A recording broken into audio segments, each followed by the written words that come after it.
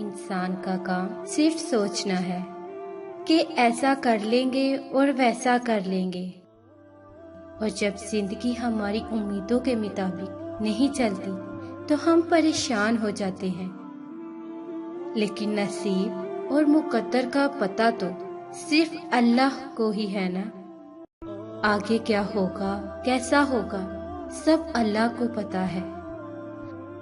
ہمارے تو صرف اندازے ہوتے ہیں زندگی کو لے کر۔ پتہ تو کسی کو بھی کچھ نہیں، تو کل کو لے کر پریشان کیوں ہوں؟ کیوں یہ سوچ سوچ کر فکر مند ہوں کہ اگر ایسا نہ ہوا تو کیا ہوگا؟ جہاں چیزیں انسان کے بس سے باہر ہونے لگے، وہیں پر دعاؤں کا بس چلنے لگتا ہے۔